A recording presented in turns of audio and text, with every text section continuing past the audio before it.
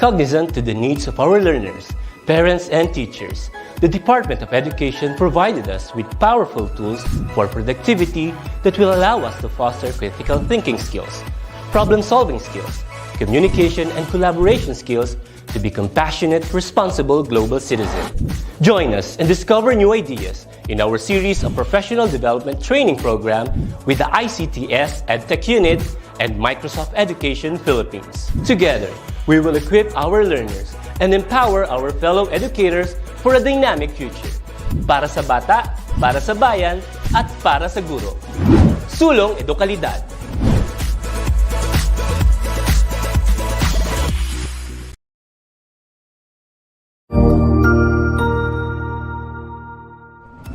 Magandang araw, Sir Wilbur po, at your service. Narito ang ETUlay upang gabayan ka sa inyong pag-aaral upang lubos na maunawaan ang iba't ibang paksa o subject. Ang ETUlay ay isang free online tutorial class na pinangungunahan ng ICTS Educational Technology Unit sa pamumuno ni Undersecretary Elaine Del B. Pascua. Ang programang ito ay hindi lamang para sa mga bata, kundi ito rin ay magsisilbing gabay sa mga magulang at mga guro kung paano nila ituturo o gagabayan sa bawat asignatura ang kanilang mga anak o mga estudyante. Sa kasalukuyan, ang self-learning module mula sa rehiyon ng Calabarzon at kilala sa tawag na pivot ang ginagamit sa ating ETUlay online class. Kaya ano pang hinihintay ninyo? Ihanda na ang inyong mga ballpen o lapis, papel o kwaderno at samahan kaming itulay ang pagkatuto para sa bawat batang Pilipino. Sama-sama tayong magtutulungan para malampasan ang mga hamon sa panahong ito. Halina't matuto kasama ang inyong online tutor sa oras na ito.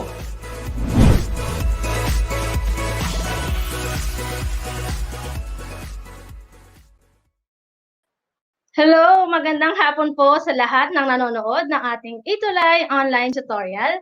Once again, I am Tutor Kat para sa subject na Media and Information Literacy. Okay, so kindly type in the comment section po lahat ng nanonood ng ating live para ma-shoutout ko po kayo later. Ayan, magandang hapon, Jennifer Tampos, watching from New Canaan, Isabel, 1st District, Division of Sarangani. Hello! Okay, let's begin. Ready na ba kayo? Okay, so we are now on week 3, quarter 3, week 5. Okay, our topic will be disseminating information, media codes, and convention. Ang ating pong modules ay downloaded mula sa DepEd Commons. Ito ay ADM modules gawa ng Region 4A Calabarzon. Once again, I am Tutor Kat and ang ating time slot ay every 4:40 p.m. to 5:20 p.m. every Monday. So, mapapanood po yung ating live dito sa mga sumusunod na Facebook page and YouTube channel. Okay, let's start with our objective. So, at the end of our session, you will be able to first identify codes, conventions, and message and how they affect the audience, producers, and other stakeholders. Second objective, you will present an issue in varied ways to disseminate information using codes, convention, and language of media by creating your own media and information presentation. Yan, magandang hapon, watching from SDO Pangasinan, Mapadan National High School, Athea, Calaunan. Ayan, magandang hapon sa inyo. I-share nyo na po ang ating live sa inyong mga kaklase or kakilala na mayroong subject na media and information literacy. Ayan, magandang hapon, Babes Bailon, watching from La Granja National High School, Senior High School Division of La Carlota City, Negros Occidental. Let's start po sa ating review. Review muna tayo. So last week, our topic was about media sources, specifically yung RAVAT, di ba? What are the things that you have to check before accepting an information? Okay, so you will just have to type sa comment section. Okay, type nyo lang ang true kung ang statement ay correct and false if it says the otherwise. Okay, number 1, Okay, number one, accessing information on the internet is easy but requires more discipline to check and validate. Sources do not have to be validated. Is it true or false? Okay, true ba yan? Sources do not have to be validated or false? Okay, you may participate by tapping in the comment section. So kung ang sagot nyo ay false, you are correct. We always need to validate information. Okay, number two, sorry for the numbering. Okay, number two, information is said to be accurate if it aids the user in making or improving decisions. Information is said to be accurate if it aids the user in making or improving decision. What makes this statement false? Okay, so it should be value, not accurate. Okay, next.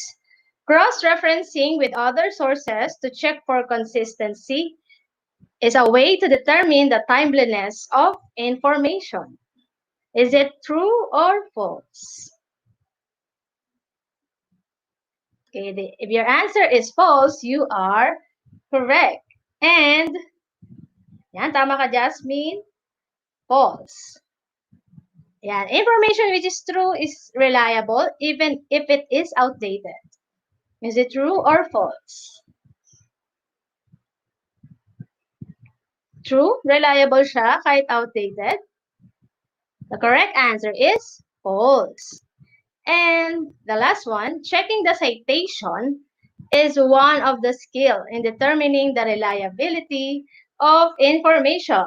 True or false? Ayan. Magandang hapon, Lizelle Amarille. And Michael Kit. Felix Gobanco, ang sagot niya ay true. You are correct. It's true. Now, let me ask you this question before we proceed with the discussion of our topic. Madalas ba kayo manood ng movie? Are you fond of watching movies? Okay? Di ba nga yung ECQ? Actually, nang nagsimula itong mga quarantine, naging fan na tayo, di ba, ng panonood ng mga movies sa Netflix or sa kahit anumang platform. Now, next question. Ano ba yung usually na genre na pine-prefer nyo or gusto nyong pinapanood? Sige nga, type in the comment section. Ano ba ang klase o type ng movie ang paborito nyong pinapanood? Sige, tingnan ko yung comment section. Ako, ang paborito kong panoorin ay mga suspense or thriller movie. Yung mga nakapagpakabog ng dibdib, yan. Yung mga may gulat factor, yan. Yan yung mga bet ko na movie. And minsan drama, depende actually sa mood. Pero ang number one genre na gusto ko is yung mga thriller or suspense movie. Yan, magandang hapon, Aiza Tinalusan. Sige, anong genre ng movie ang gusto niyo pinapanood? Horror, suspense, comedy? Love story, action, sabi ni Jasmine Manalo.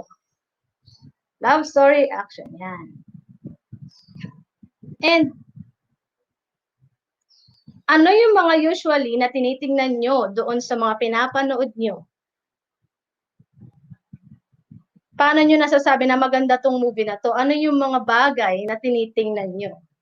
Okay, so, ano yung mga standards in critiquing the effectiveness of a movie? Halimbawa, pag nanood ba kayo ng drama, halimbawa, pinanood kayo ng drama, naiyak ba kayo o hindi? Ano yung mga nakakapagpaiyak sa inyo sa panonood ng isang drama movie?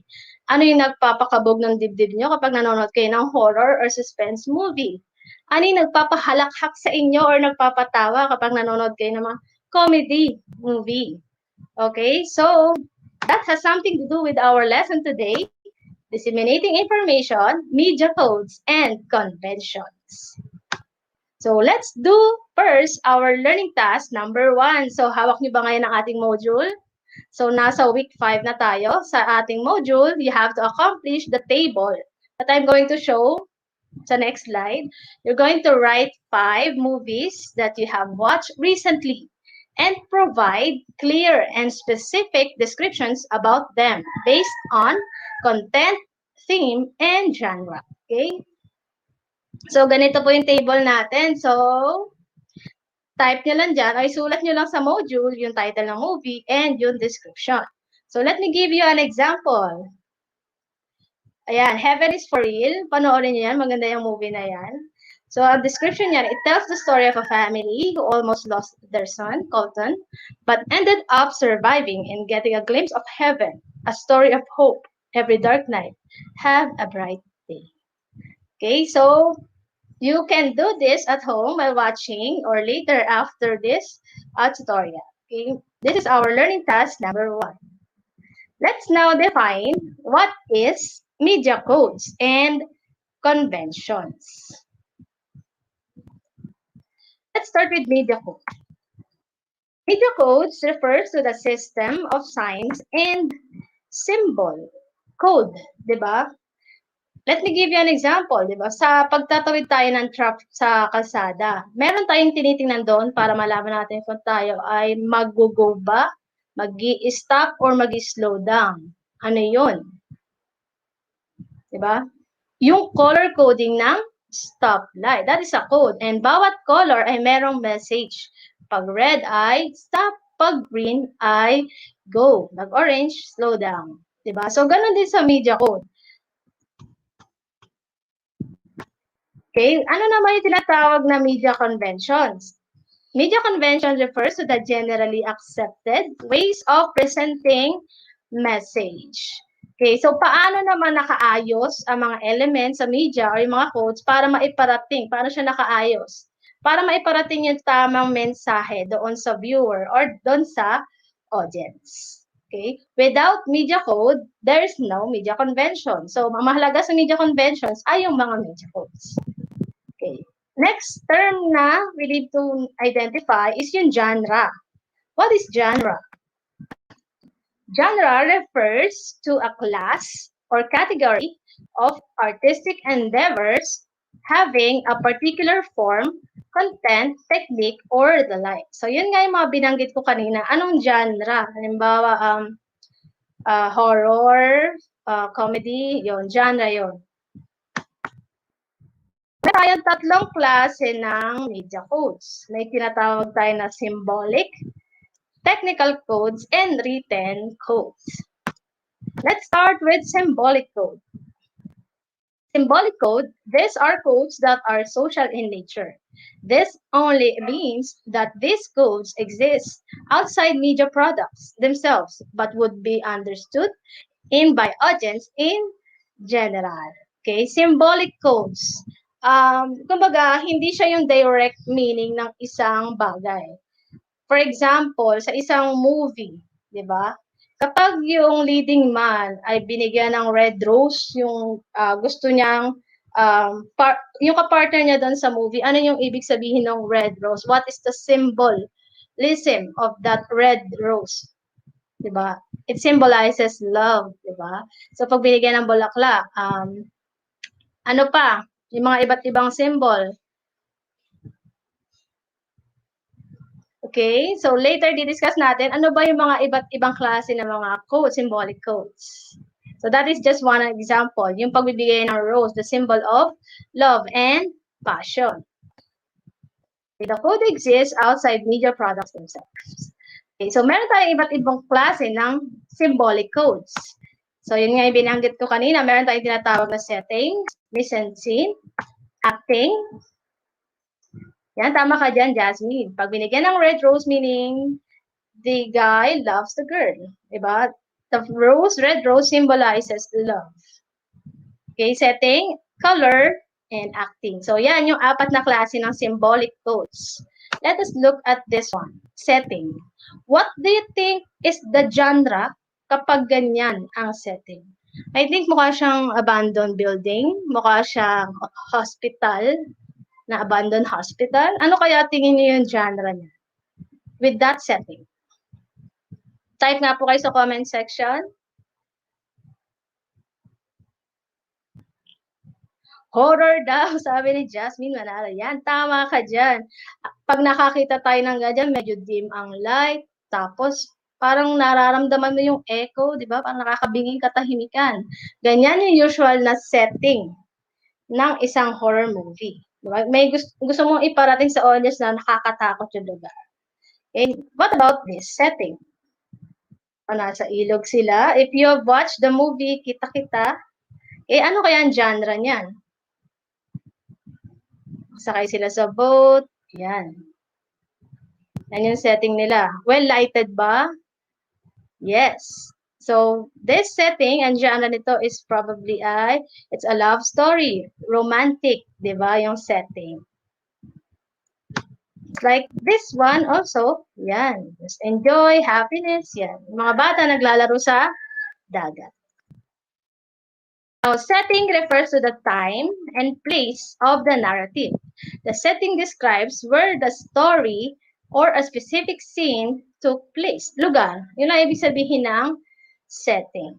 So, that is one type of symbolic code, yung setting.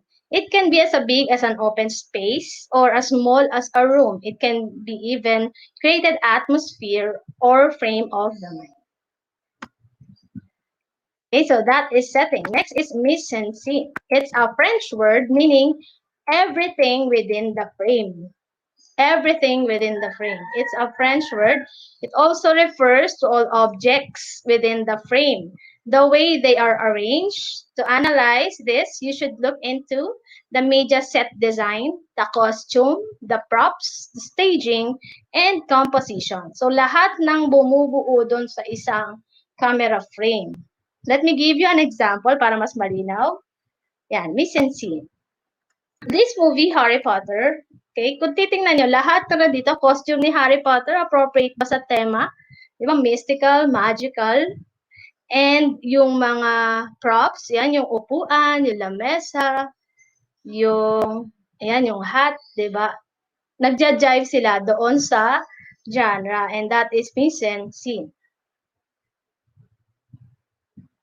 Next is this one, di ba? Simple family gathering. Kung napanood nyo yung 7 Sundays. So, nakapambahay lang. So, pinapakita dito yung Filipino culture na nasa isang lamesa. So, nagja-jive lahat ng objects, costume props doon sa tema. Next is acting. Now, in media, actors portray a variety of characters that contribute to character development, creating tension or interpreting the narrative. The actor portrays his or her assigned character through the following elements: facial expression, the body language, the vocal qualities, the movement, and body contact.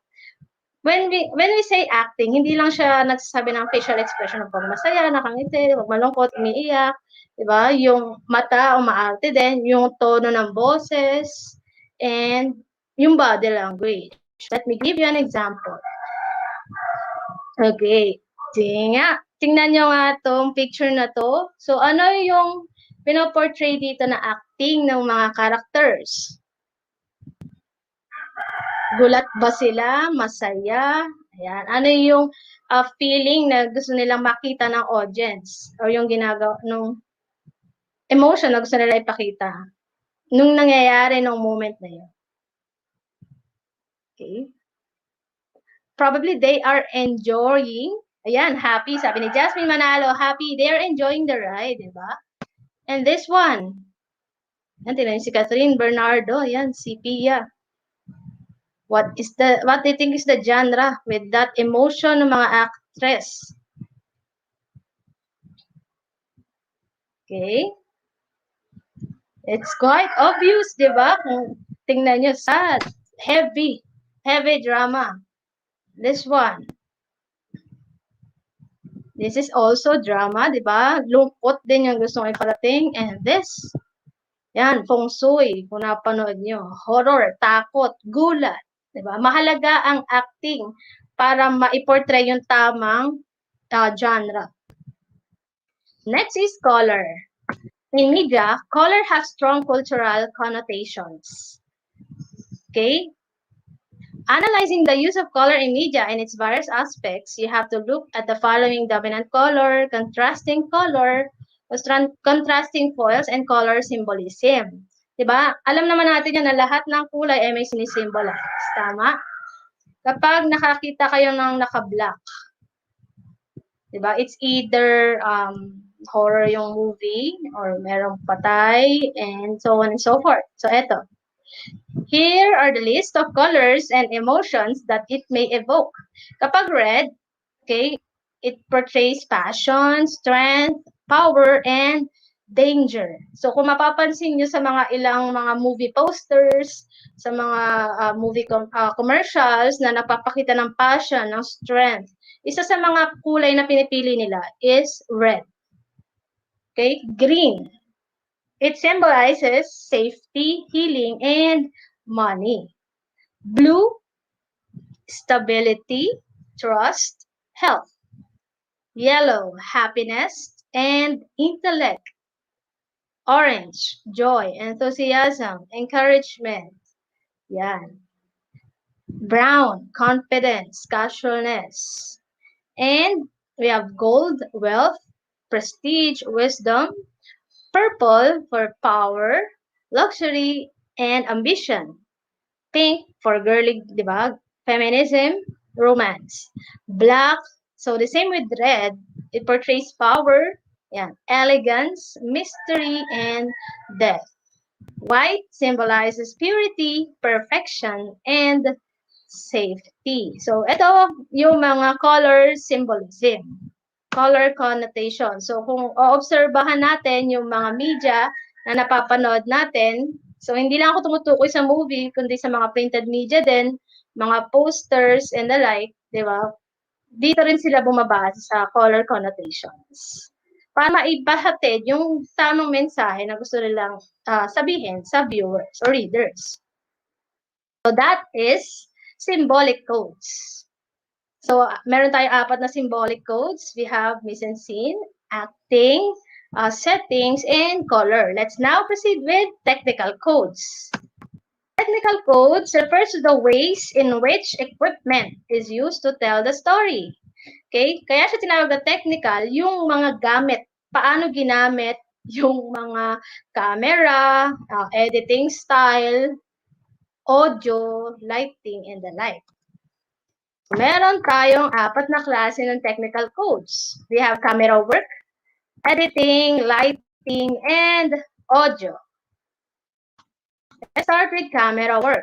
Camera work, it refers to how the camera is operated, positioned, and moved to achieve certain effects is also important in analyzing the media.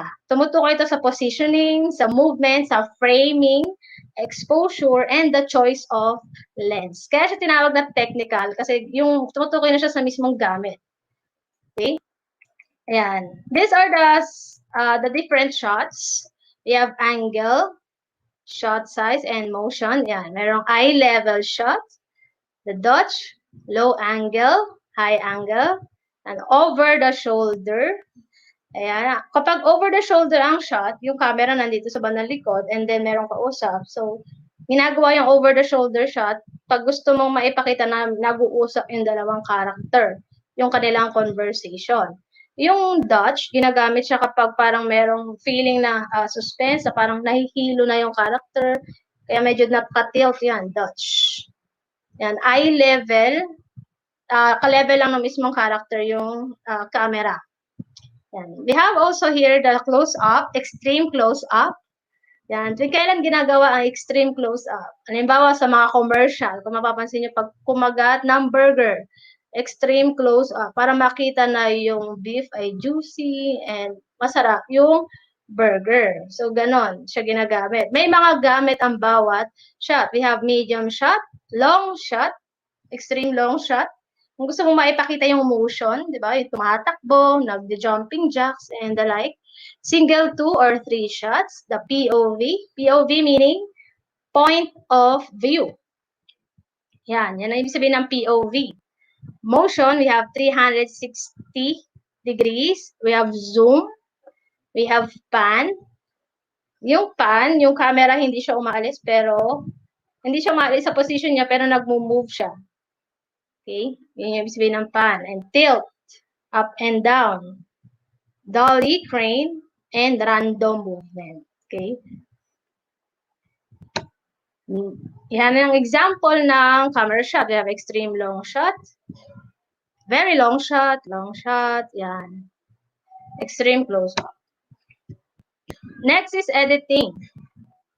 Editing, it is the process of choosing, manipulating, and arranging images and sound. Generally, it is done for graphic edits, rhythmic edits, spatial edits, and temporal edits.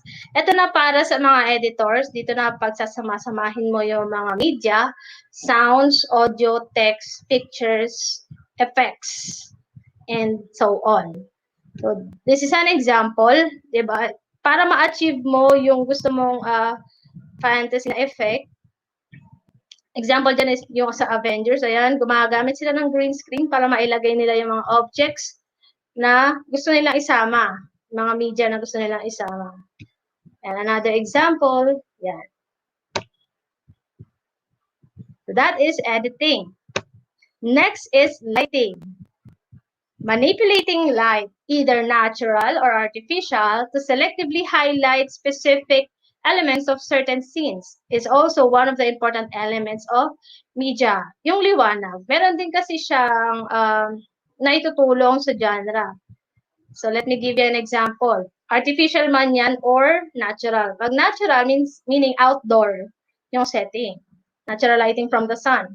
And yung artificial, yun yung gumagamit ng mga ilaw sa loob ng mga studio and all. Yan. If you will look at this, di ba? Iba't ibang lighting, pero iba't ibang genre na yung ipapakita niya. Suspense, yan. Ganyan yung lighting. Action, crime, romance, and drama. Next is audio. Audio using sound expressively or naturalistically also plays a role in media. Its three aspects include dialogue, sound effects, and music. Diba? Mas nararamdaman natin na ang isang movie ay suspense kapag mayroon siyang suspense na audio. Tunun, diba? Tapos bigla-biglang may malakas na audio na magpapagulat sa atin. Kapag naman masaya, mayroong mga tugtog. So, napakahalaga ng audio. Yung kasi nagpapaset ng mood then and feeling doon sa mga viewers or nanonood. So, those are the technical codes. Next is the written codes. Written codes includes formal written language used in media. Similar to technical and symbolic codes, written codes can be used to interpret a narrative and communicate information regarding a character. It's more on choosing the right font style, and the right choice of words must be aligned with the genre. Okay? So, for example, gumagawa ka ng poster for a horror film. Diba? Dapat yung font style na gagamitin mo, diba, somehow na may parang creepy font. Yun, and yung color na gagamitin mo, pink ba kapag horror? It should be black or white or red. Diba? So, iyakma natin yung font style and yung choice of words natin doon sa genre. Another example is sa mga newspaper, diba? Isa siyang print media. And anong napansin niyo sa font na ginagamit sa mga dyaryo? Diba? Usually yung without fit. Yung madali siyang mabasa. And it's more formal. Another thing, yung mga ginagamit sa mga magazines, comic strip, diba? More on decorative yung font. So those are examples of written codes. So, this is an example yan. Yung mga posters. So, ano mapapansin nyo? Yung color, di ba, it's orange and blue. So, kung mapapansin nyo, ano yung similarity nitong mga poster? Yung genre nila, it's more on action. Action movie. Adventure. So, ganyan. So, ganyan ginagamit yung written codes and symbolic codes. Let's now proceed with media conventions. Media conventions is the accepted ways of using media.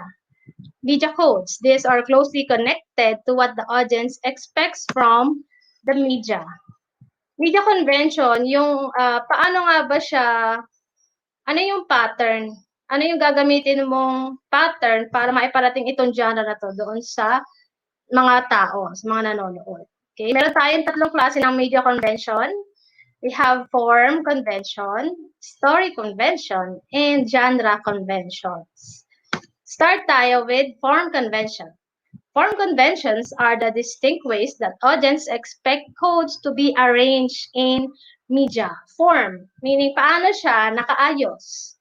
Form convention. So, ang mga tao sanay na kapag nakakita ng film, ang title palagi ay sa umpisa nakikita at ang credits palagi ay sa dulo. So, that is an example of a form convention. Another example is yung sa newspaper, di ba? Sanay tayo na nakikita na ang newspaper ay sa unahan, nandun yung headlines, di ba? Ganon siya nakaayos, tapos sunod yung editorial, yung pagkakasunod-sunod ng parts ng newspaper. So, alam natin yan, that is form convention. Another example is yung sa mga mobile games, di ba? Alam natin na pag nag-install tayo ng mobile games, sa umpisa, palagi siyang merong step-by-step procedure or instruction paano siya gamitin. Kumbaga, merong tutorial bago mo siya malaro. So, those are form conventions. Paano natin nakasanayan na makita yung ayos ng isang media. Next is story conventions. These story conventions are common narrative structure and expectations from media. Okay, examples of this are narrative structures, cause and effect, yan, character construction and point of view. Halimbawa sa Pinoy teleserye, di ba? Story conventions. Ano yung sanay tayo na flow ng story sa mga pinapanood natin sa Pinoy teleserye? Ayan, napansin ko, ang usual na story convention ng mga Pinoy teleserye, di ba? Merong mayaman, merong mahirap. Yung mahirap, nagagusto sa mayaman, pero hindi pwede. Yung nanay ng mayaman. Ayan, so ganon yung story convention ng Pinoy teleserye. Okay, that is an example. So, paano yung ayos ng isang story? Yun yung sabihin ng story convention. Next is genre conventions. Genre conventions include the common use of tropes, characters, settings, or themes in a certain media. These are closely linked with how the audience expects from the media product. They can be formal or thematic. So, for example, in a love story, di ba? Yung sa movie na papanoorin natin, lahat ng mga eksena doon, di ba, pinapakita na, di ba, love conquers all. Diba? Sa mga horror naman, yung mga multo, may mga sa mga elemento, sa mga elemento, naka-black sila, ano yung itsura nila, nakakatakot. So, that is genre convention. Na kapag horror, sanay tayo na ganun dapat ang itsura.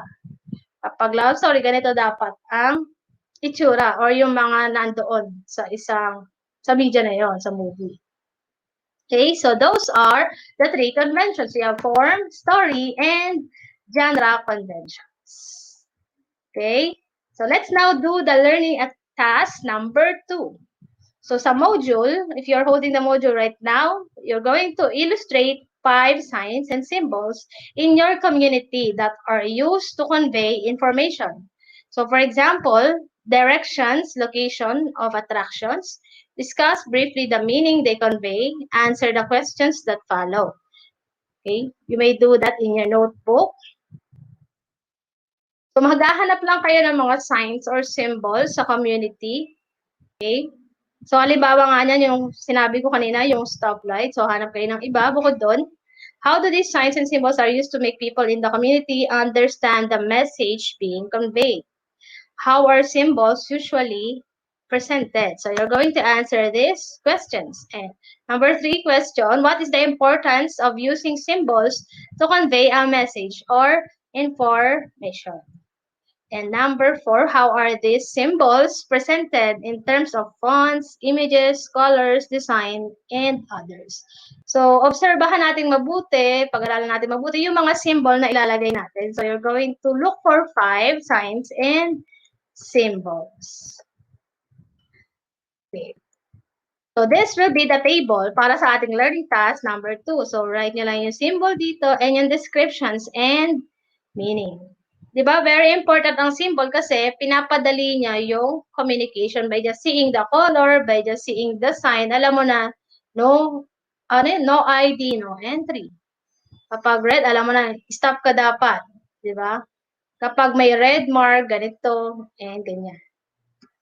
Now, for learning task number 3, you will look at the movie poster below. Ayan. You have Ring, Central Intelligence, Max Steel, Jack Rich, Miracles in Heaven. Look at the posters below, and in your notebook, you have to answer the following questions. Ano yung mga media codes and conventions na ginamit doon sa movie poster? To suggest the genre of the film, para maipakita yung genre ng film, ano yung mga codes and conventions na ginamit. Specify which one is used for each. Okay, identify nyo ano yung mga symbolic codes na ginamit, technical codes, and the like. How are the characters dressed up in the posters and their pose? Number 4, what color scheme were used in the poster? How do you interpret the colors found in each? So, diniscuss na natin yung kanina, paano nga ba ginamit yung kulay doon sa mga poster na pinakita ko kanina. And number 4, how are written codes used in each of these posters? So, anong masasabi niyo doon sa title, doon sa font style, yung mga words, chosen words doon na nilagay. Okay, so that is learning task number 3 sa ating module. And learning task number 4. So you will create your own media and information presentation about the latest issue or news in the society. For example, postcards, collage, advertisements, infomercial, story. So do this in an Oslo bond paper and be guided by the scoring rubrics below. So, gagawa kayo ng sarili nyong media and information presentation about certain issue. So, pili lang po kayo. Ito yung mga halimbawa, postcard, collage, advertisement, infomercial, or story. So, you have to fill this up. Itong ating table, component, sino yung target audience, sino yung sender, author, purpose, the key content, form and style, the medium and format. And here is our rubrics. Okay, this will be checked by your MIL teacher. Okay, malinaw po sa ating learning task number 4.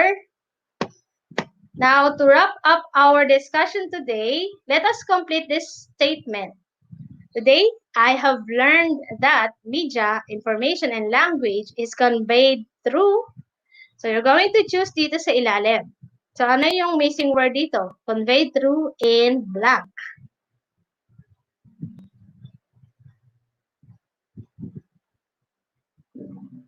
Okay, if your answer is media code, you are correct. It's conveyed through media codes and media conventions.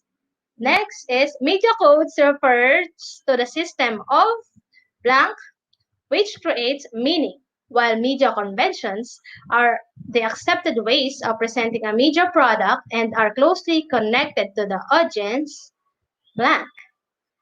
So the first blank is signs and symbols. And the last is expectations.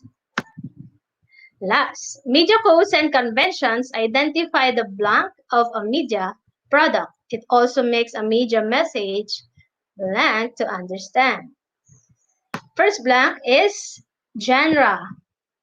Media codes and conventions identify the genre of the media product. It also makes a media message easier to understand. Okay? So, I hope marami tayo natutunan today about media codes and conventions. With that, I'm going to leave you with this quotation by Paulo Coelho. To become really good at anything, you have to practice and repeat. Practice and repeat until the techniques become intuitive. Okay? Sabi nga, practice makes perfect. So, to make the best media, di ba, you have to really practice. Paano ba siya mas magiging effective, paano mas may deliver ng maayos yung gusto mong information sa tao. So thank you so much. And if you have comments and suggestions, you may email us at edtech@deped.gov.ph. Next is ALS LS1, General Chemistry. And for tomorrow, samahan niyo pa rin kami bukas sa mga susunod na araw. Mape Tuesday bukas and English Tuesday. With that, thank you so much and see you once again next Monday para sa ating Week 6. Bye-bye! God